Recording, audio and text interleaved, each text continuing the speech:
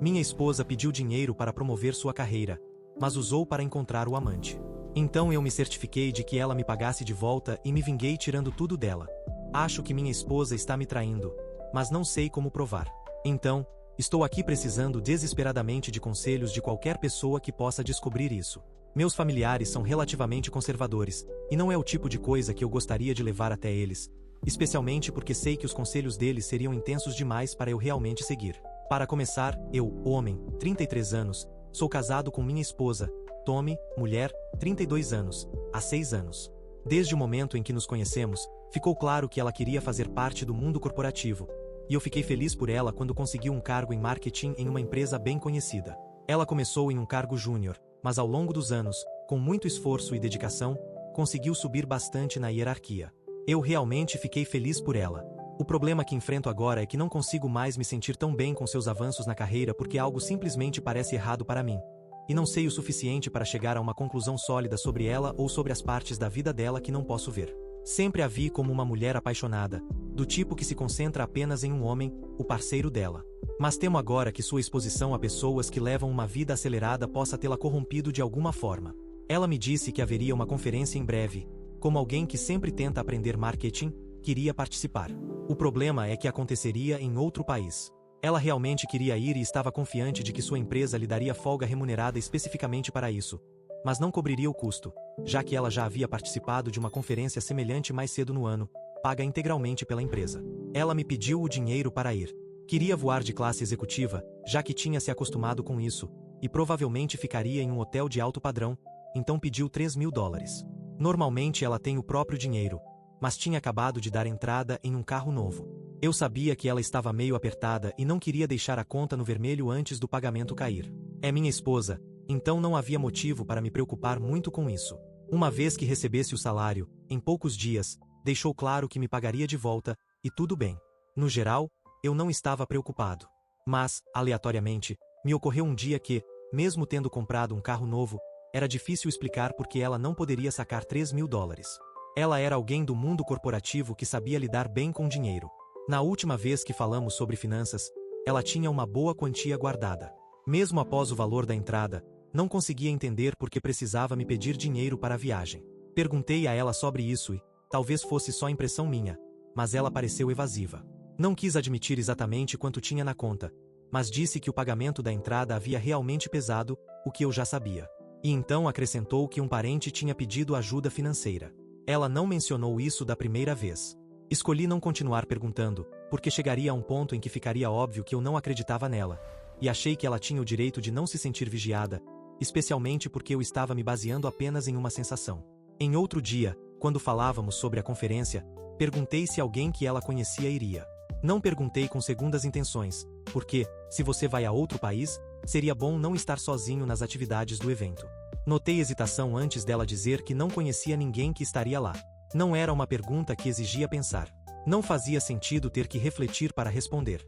E foi nesse momento que percebi que havia algo que ela estava escondendo de mim. Ela ainda não tinha ido para a conferência. Mas comecei a me preocupar. Nunca tive um motivo tão forte para duvidar dela antes. E embora nossa comunicação geralmente fosse boa, não queria falar nada naquele momento, porque temia que a verdade fosse trancada de vez se ela percebesse que eu estava desconfiado. Nunca me senti assim em relação a ela e estou realmente seguindo meu instinto. Posso estar muito, muito errado e, se estiver, aceitarei que só estava sendo paranoico sem necessidade. Mas, por enquanto, preciso de conselhos sobre o que posso verificar ou quais perguntas posso fazer para descobrir a verdade, especialmente antes que ela realmente viaje. Acho que a maior coisa que uma mulher casada esconderia do marido seria um caso. E eu realmente espero que não seja isso, já que nunca tive motivo para suspeitar que ela me traía. Edith, obrigado por todos os comentários. Uma tendência principal que notei foi as pessoas dizendo que eu deveria seguir o caminho clássico e verificar o celular dela. Acho que o motivo de isso não ter sido uma das minhas primeiras opções é porque pode ser difícil. E para ser honesto, fico muito ansioso com a ideia de ser pego enquanto faço isso. No entanto, vou tentar, porque, se a verdade sobre para o que ela precisava do dinheiro estiver em algum lugar, estará lá. Escrevi uma postagem alguns dias atrás sobre minha esposa, Tommy, que iria a uma conferência de marketing em outro país e pediu dinheiro emprestado para mim para que pudesse ir. A verdade não batia em relação às finanças dela, e ela pareceu hesitar quando perguntei se encontraria alguém conhecido na conferência. Tudo isso me deixou com dúvidas. Após minha postagem anterior, muitos de vocês sugeriram que eu verificasse o celular dela, algo que eu considerei mas não queria fazer. No entanto, no fim das contas percebi que era o único jeito real de possivelmente chegar à verdade.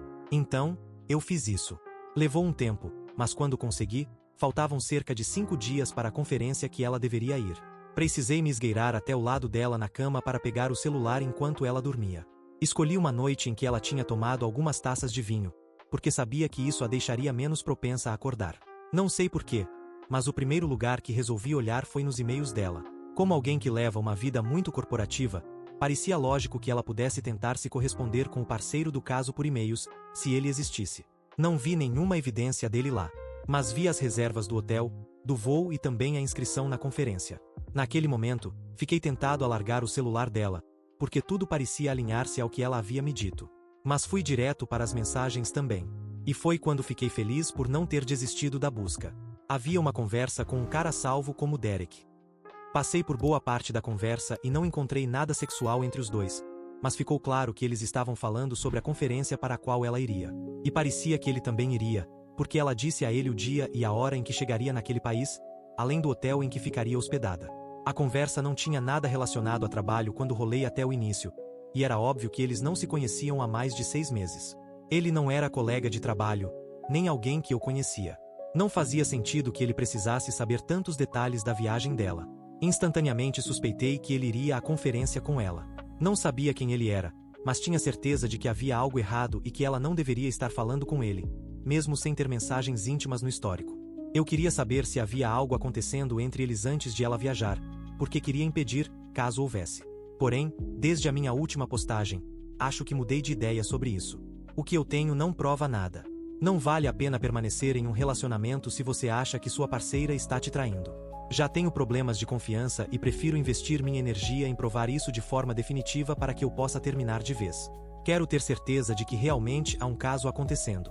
E se houver, então posso encerrar tudo. Por outro lado, se não houver nada e ela voltar sem mudanças, então só precisarei lidar com minhas próprias questões e continuar vivendo feliz com ela. Por enquanto, vou contratar um detetive particular no país para o qual ela está indo. Pagarei o que for preciso para que ele a siga em um lugar onde ela acha que está completamente segura e longe de olhos curiosos. Assim, poderei descobrir toda a verdade. Ela literalmente sairá para a conferência em pouco mais de 24 horas e já tenho alguns candidatos a detetive que pretendo contratar. Preciso conseguir um que seja muito, muito bom no trabalho, resolver o pagamento e então esperar. Mas é essa a abordagem que vou seguir, e acredito de verdade que vai dar certo, seja para descobrir nada ou exatamente o que imagino que ela esteja aprontando. Você pode consultar minha última postagem se precisar se atualizar sobre tudo o que tenho passado nas minhas tentativas de flagrar minha esposa, que eu suspeitava estar me traindo. Ela viajou para a conferência e antes mesmo de partir, já havia contratado um detetive particular que escolhi com base em ótimas avaliações. Ele me disse que receber pedidos para rastrear pessoas de clientes que nem moram no mesmo país não era algo totalmente novo para ele. Então, o pagamento não foi problema. Lutei contra o impulso de ficar pressionando durante os 3 dias em que ela esteve lá para a viagem, e esperei pacientemente até o final, porque queria que ele trouxesse cada detalhe de suas descobertas para mim. No fim, as coisas aconteceram exatamente como eu temia. Para ser honesto, senti até um pouco de alívio e satisfação, porque quanto mais eu pensava, mais convicto ficava de que ela estava me traindo. Ouvir que realmente estava, apesar de isso mudar minha vida para pior, foi de certa forma um alívio. Não desejo a ninguém que se encontre em uma situação em que a pessoa que age como sua alma gêmea quando está com você, na sua ausência queira estar com outro. A dor disso não pode ser descrita. Indo direto ao ponto, quando a conferência acabou e ela estava voltando para casa, o detetive me procurou e disse que havia concluído todo o trabalho de investigação e vigilância. Foi então que descobri que ela, de fato, estava me traindo. Não havia como saber há quanto tempo isso acontecia ou se era a primeira vez, mas ela havia passado a viagem pela cidade acompanhada de um homem, do qual o detetive tirou várias fotos. Eles ficaram hospedados no mesmo hotel durante todo o tempo em que ela esteve lá, e ela só apareceu na conferência em uma única ocasião. Isso fazia sentido porque eu tinha várias fotos que ela me enviou durante aqueles dias, e percebi que provavelmente ela apenas circulou pela conferência uma vez e tirou todas as fotos para poder postar ao longo da estadia.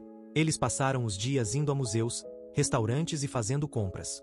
Ele também tinha fotos de tudo isso. O detetive ainda descobriu o nome do cara e verificou que ele era casado, morava naquele país, também trabalhava com marketing e tinha 3 filhos. Essa parte não deveria me surpreender, porque, se uma mulher casada quer trair, não é estranho que não hesite em escolher outro homem casado como parceiro de caso. Mas, por alguma razão, isso tornou tudo ainda pior para mim.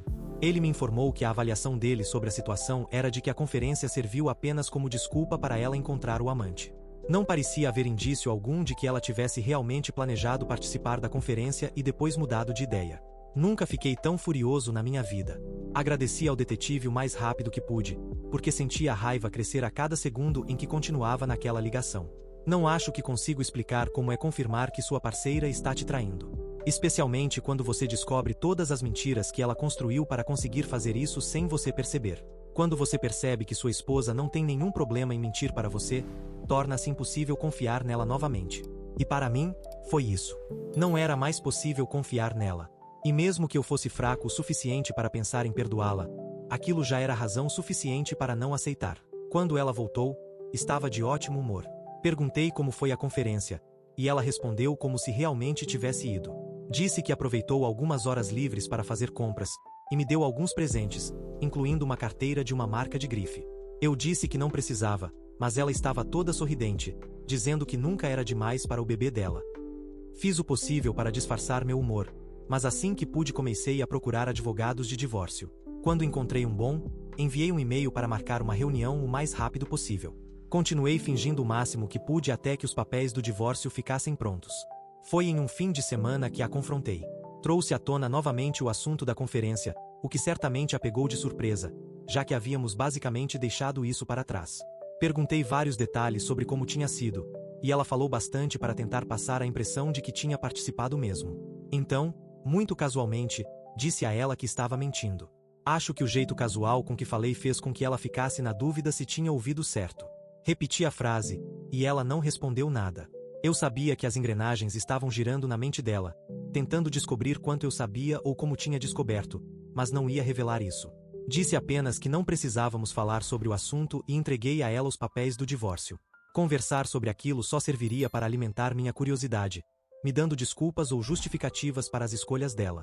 Fora isso, nada mudaria. Então, importava mesmo? Foi quando ela viu que os papéis eram reais que entrou em pânico. Implorou para que eu deixasse ela explicar a situação, mas eu disse que não queria ouvir, porque seria só mais uma pilha de mentiras. Ela já havia mentido tanto. Disse que não era o que parecia, que era só uma aventura passageira e que era um amigo antigo. Ficava mudando a história repetidamente. Estava desorientada, e foi patético vê-la assim, já que ela sempre parecia tão bem controlada. E como não sabia o quanto eu sabia, acabou falando algo que me revelou uma informação nova. Ela disse, mesmo que a empresa tenha pago, eu pedi o dinheiro emprestado porque queria te surpreender. Demorei a entender o que aquilo significava, mas percebi que a empresa tinha de fato pago pela conferência, assim como tinha feito da última vez. Ela tinha pedido $3.000 emprestados para bancar as compras de luxo que fez junto com o amante, e provavelmente foi com o que sobrou que comprou a carteira que me deu de presente. Dizer que eu fiquei furioso seria pouco. Senti minha cabeça latejar. A raiva foi tão grande que precisei me segurar para não explodir nela. Quando vi que não conseguiria mais, simplesmente saí de casa no meio da frase dela. Nem lembro o que estava dizendo, porque já nem prestava atenção. Caminhei pelo bairro, fiquei andando sem rumo, organizando os pensamentos, até sentir que podia voltar a ficar no mesmo lugar que ela. Isso levou mais de 2 horas. Quando voltei, calmamente disse para ela arrumar as coisas e ir embora de manhã. Não falei mais nada e tranquei-me no quarto de hóspedes. Ela me ligou e bateu na porta algumas vezes, mas de manhã tinha ido embora, e era isso que importava. Iniciamos o processo de divórcio, e vou garantir que vou recuperar tudo o que me pertence. Se puder deixá-la sem nada, deixarei. Esta será minha última atualização, porque acho que as coisas chegaram a um ponto em que posso dizer que se encerraram naturalmente. Estou oficialmente divorciado da Tommy e até consegui me vingar. Sinto que terminar essa história aqui vai me trazer um certo grau de encerramento. Então, estou ansioso para concluir isso. Primeiro, no divórcio em si, as coisas aconteceram exatamente como você poderia esperar. Ela queria uma divisão igualitária do nosso dinheiro e também queria a casa por cima disso. Nós dois ganhávamos praticamente a mesma coisa, mas ela ainda queria pensão. Não era muito, mas mesmo assim queria, e isso me irritou. Eu tinha as provas da traição dela e todas as mentiras que contou para chegar até esse ponto. Tinha provas também do dinheiro que ela havia pedido antes. Briguei bastante pela casa, porque era o bem mais importante em questão e eu me recusava a deixá-la ficar com ela. Eu tinha tomado a iniciativa de comprá-la e acreditava que a valorização seria enorme com o tempo. Felizmente, consegui ficar com a casa, embora tenha pagado a parte dela de acordo com o valor de mercado atual. Cada um ficou com seu carro, não houve pensão e ainda consegui que ela me reembolsasse os honorários do detetive particular e também os $3.000 que tinha me pedido emprestados.